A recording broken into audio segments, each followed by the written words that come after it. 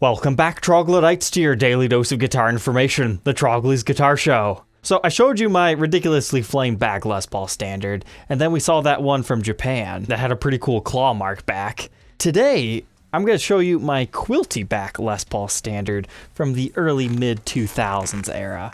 So for me, this is my favorite era of Gibson USA Les Paul standard from the Nashville plant.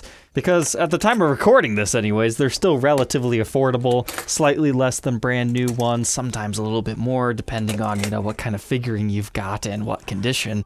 And on top of that, you can find cool woods. They're just nice all-around guitars. But look at this one.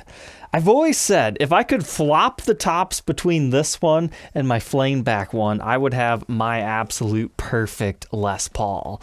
Because just look at this top.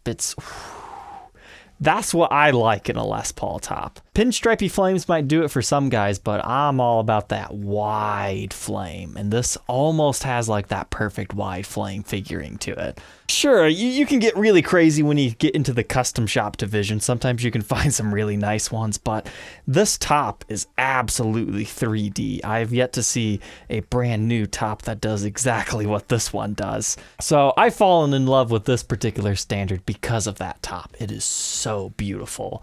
But I haven't even showed you the back yet. So look at this one. This one I consider a quilty back because it just, it dances in the light. It doesn't have the flame figuring of that other one, but it does have like almost a bird's eye like quiltiness.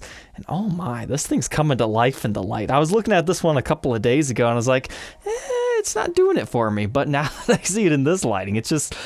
I love this era of Les Paul standards. Like, if you're a guy like me who appreciates guitars as something you can actually sit down and play, as well as essentially being a work of art that you can look at, enjoy, and if it makes you smile at the end of the day just looking at it, you have something that you should keep.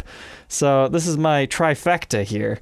Now, I believe, feeling this, it might be a 60s neck, so it looks like I've got two 60s necks with that P91, and then a 50s neck on that flame back. Unfortunately, no 60s sticker on this one. I guess I could take it from that P90 Goldtop, but I'm still on the fence if I'm going to keep that one or not. It's kind of nice having the trifecta, 50s standard, 60s standard, the P91 before they exactly had those titles. Want to know what's even better about this one as compared to the other two? It's not an abnormally heavy boat anchor. I'm sure we'll measure this. It'll be about 9.5 pounds, which may be still a little bit heavy for a standard. It might not even be that much. This actually feels way lighter than the other ones, at least. So here you can have your beautiful top, beautiful back, and still have something that won't break your back. But how did I buy this one? I think I just saw it on Reverb. It's been a long time ago. If I remember correctly, I think I've owned this one for just maybe about 1.5 years, something like that. I never wanted to make a video on it because then I knew somebody would want to buy it from me, whether for the top or the back. Once again, very, very happy I found this thing. So let's go ahead and throw it on the workbench, take an individual look at its parts and specs, and then get to that playing demo.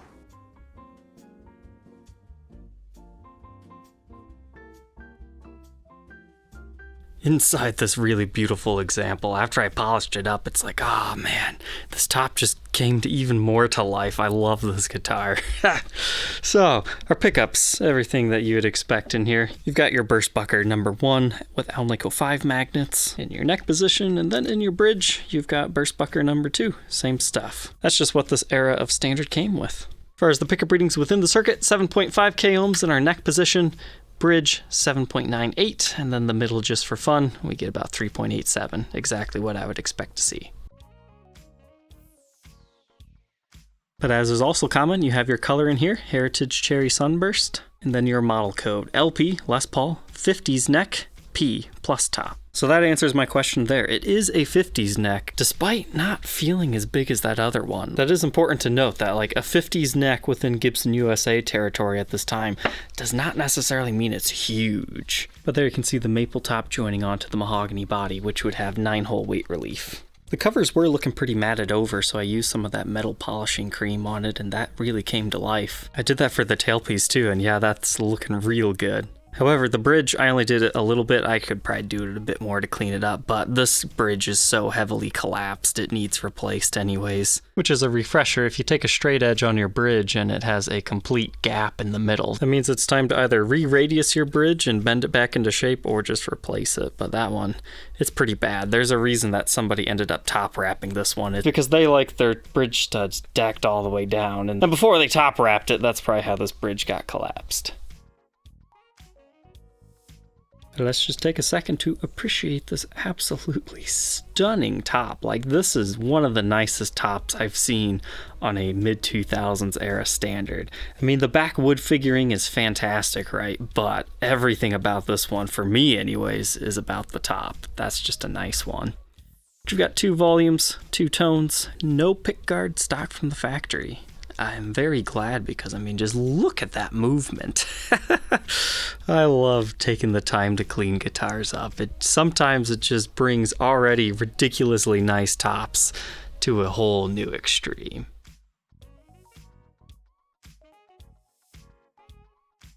But moving on from that mahogany body, maple top, we've got the mahogany neck with a rosewood fretboard. 22 medium jumbo style frets. You've got your acrylic trapezoid inlays with your typical binding, and I did my usual conditioning job of the fretboard and polished the frets up with some steel bowl. But this time I decided to try some of that metal polish on one of the frets. So I taped that first fret off and it's like, oh my goodness, I really want to do that for the rest of the frets. It's ridiculous how much shinier that is. And it's not just the shine, it's the feel of it. I mean, listen to this. Almost nothing, but this one, you can definitely even hear it. So the next time I get an Epiphone, I'm really curious if this metal polish cream will cure the scratchy frets of an Epiphone. Might just have to do a separate upload episode for that, because hey, if this little, $10 jar of magic goo makes an Epiphone play just like a Gibson USA, like that's always the biggest thing I have against brand new Epiphones, is they're a bit scratchy feeling. That would be awesome. But so far, I'm really happy with the results of that. Let's go ahead and capture our neck specs, 1.68 inches at the nut width, and that increases to 2.08 by the 12th. First fret neck depth on the 50s neck, 0.85, then 0.98 by the 12th, but that's really hitting on the heel, so we'll take it at like the 10th, which is only 0.94. I know those numbers might seem big, but this feels more like a 60s neck, which is probably why I was really confused about 50s and 60s necks when I first started buying and selling guitars. Based on the USA profile, there's like hardly even a difference. On the contour gauge, here it is at the 1st fret and the 12th fret. Just a pretty medium C shape, I would call it. As far as the face of the headstock, that cleaned up pretty nicely too. Our truss rod is in good shape. Note the silver nut on the truss rod. I've definitely been seeing that quite often in this era. Fortunately, this one doesn't have the sticker, but there's your truss rod cover. And we've got the Les Paul model silkscreen and the regular Gibson logo that has all the shrinking around it, as it should have. Moving on to the backside, got that all cleaned up. There's definitely some nicks and dings and light impressions on this guitar. We'll go ahead and document those real quick, just in case, one day I do decide to sell this guitar. You've got like a long line impression there, some nicks and dings. I mean, it was fairly well kept. I'd say the worst ding is probably right there, but man, this thing's just like a mirror now. As far as our electronics, here's what a stock one looks like. You've got your shielding plate present. I just cleaned out all the electronics, so they should be good now. Output jack on the side with a plastic jack plate. Regular strap buttons in our regular locations. These do have the historically correct thin binding in the cutaway, and we've got some light wear and tear along the edges, as we can see as we gloss over here. But overall, a well-kept instrument. Now I'll move up the backside of the neck. Lots of wood grain, not so much in the flame or quilt department. Small little ding back here. That just looks to be in the clear coat. And our headstock's looking good with our double line single ring Kluson tuners and a serial number that dates it to the year 2004. Made in USA. Do a quick blacklight test on this one. Everything looks about what I would want to see. This reminds me of one of the modern day historic finishes, because you can see the red kind of poking through. I think it's Bourbon Burst or something. Obviously it's not green, but just vaguely reminds me of that. Looks like our headstock is looking good. And hey, we're seeing this phenomenon again. The orange circles around the back control plates of mid-2000s Gibsons.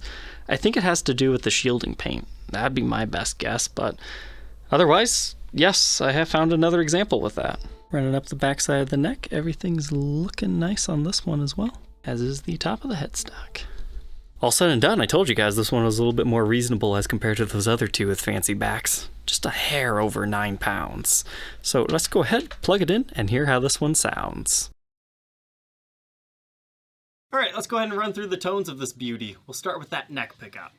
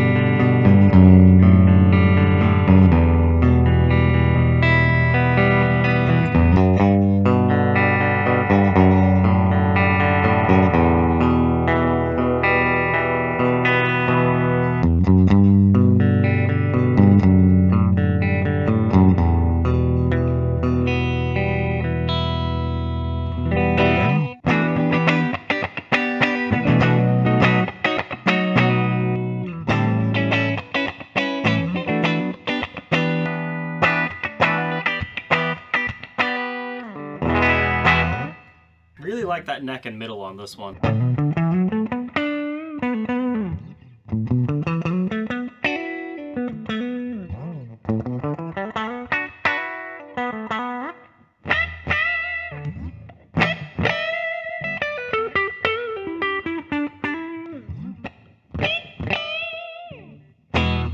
Let's go ahead and do some distortion.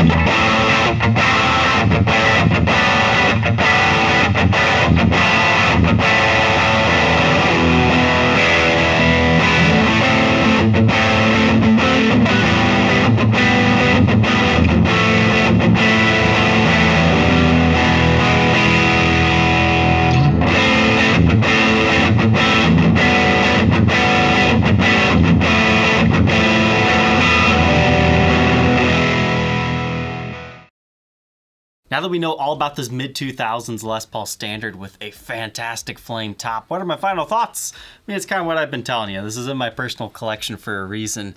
The early 2000s is just a magical time period of Gibson Les Paul Standards. You know, it's before they started to change them up, and then before we kind of made it back to tradition back in 2019. And you could just find some fantastic backs on these things. So I think this will be the last time I document one of these on the show for quite some time, outside of maybe like the custom colors of this era. You got weird ones like Gecko Burst and Latte Cream. Those are definitely worthy of documenting, and I do want to add them to my collection if I can find a clean one. So, Troglodytes, I hope you enjoyed learning about this one. Don't forget to like, comment, and subscribe, and we will catch you tomorrow on the next episode. Take care.